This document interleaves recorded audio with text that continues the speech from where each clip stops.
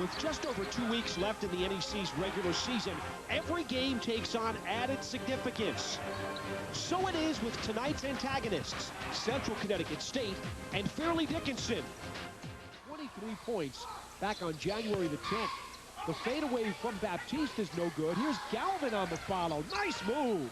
Well, John just caught the ball with his back to the basket, hustling back down the floor. A nice turnaround move with the finish with the left hand. 5 of 12 for 42. Nice pass from Tyler to Baptiste. Galvin cleans it up. His second bucket for 4. Sean Baptiste at about 6'3", guarding him, so he should be able to take the ball to the rack. And look at the big guy run the floor, catch the ball, and finish with the left hand. John Galvin out of Weston, Connecticut. Watched him play during his high school career. Galvin was over a 2,000-point scorer in high school. There's the penetration. Look at Tyler. He makes the nice pass. But listen, Galvin is running the floor. That's where you get the credit. Him, the big guy, running the floor. Central on a mini run. Here's Cameron Tyler, and the tip in by Galvin, who's got himself 8 first-half points. And you were worried about how they would react with the big guy on the bench with 2 fouls, and certainly Galvin has answered the bell. And taken back by Galvin. Galvin doing it at both ends, a defensive stop. Well, I don't know what else you can ask John Galvin to do in this ballgame. He's running the floor offensively and scoring. He's tipping in missed shots, and then a 2-on-1 situation. When have you seen a big guy bend down that low and intercept the bounce pass and stop that layup? John Galvin at 6'9", 250 pounds, but moving with the fluidity of a guard. I say as Fairleigh is 4-4 over its last 8. I think that's kind of a little bit more of an indication of what they should be. Baptiste misses. Galvin on the putback, the bucket, and the foul. He's been incredible. Well, so often what happens, Paul, is when a player gets to come home. Now, he's from Weston, Connecticut, about an hour and 10 minutes south of here. And when a player has that ability and fans, now watch the effort here. Maybe a little over the back. He just rips it out of Robbie's hand and then off balance, but he knows where the glass is and he kisses it home. Good looking. 23 minutes, only 4.7 and 4.6, and he's just having an outstanding performance. I know his dad is here. I saw him earlier sitting over on the other side, so he's got to be a happy camper also. 4 from the charity stripe, so again, something that Howie Dickerman would like to see happen. And there's John Galvin, 5 for 5, 10 points. He missed his only opportunity from the charity stripe so far. John Galvin, front end of the 1-and-1 is good. He's got 11 points. He was an all-state player here in Connecticut. 14 points, I think we mentioned, maybe against Pitt.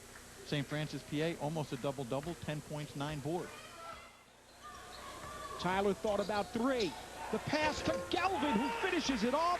That's 14 for Galvin, tying his season high. Now the penetration in the paint. See, the defensive rotates up, and that leaves Galvin wide open down there. Tyler was just doing a great job there. And actually, John Galvin loved this floor, Paul. They won the state title on this very floor when he was a senior.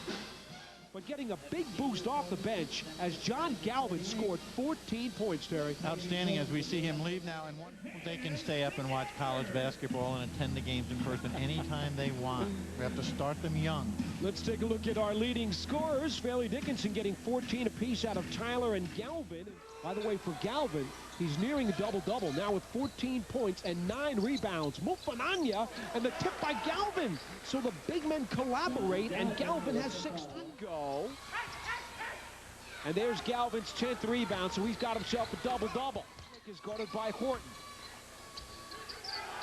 Furlick worked hard, got it to Galvin. The tip by Greer, and then Galvin finishes it off. He has 18 points. Foul there, no question about it. And here is the big guy just making a little volleyball move here. You see the tip.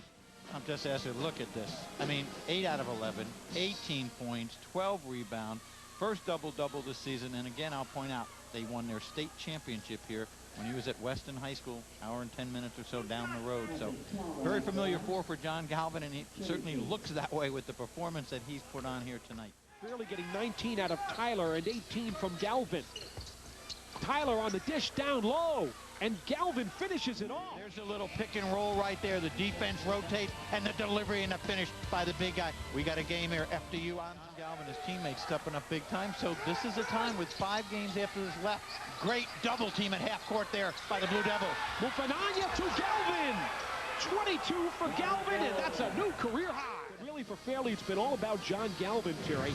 14 in the first half, now with 22 on the night. Here's the double team, and Tyler again looks up. The big guy sees it. It's just a simple high-low, one step in for the kiss off the glass. Look at John Galvin again coming out in 22, 10 out of 12, career high with points and 12 boards. Just outstanding, Paul. 2 stars of the game are standing by with Jared Greenberg. And a big win it is for the Knights as they hold firm at that 8th spot in the Northeast Conference. John Galvin, Cameron Tyler. We'll begin with John. A career high 22 points, but Coach talked to me about the rebounding margin being important today. You had 13 of them. How important was that? Yeah, you know, I come off the bench. I just try to come into the game and give them energy. And Alvin and Camille, 2 quick fouls for each of them. So I went and just try to focus on rebounding, getting Cameron the ball. And by stopping them from second chance points, we're able to stop most of their offense. All right, congratulations, John.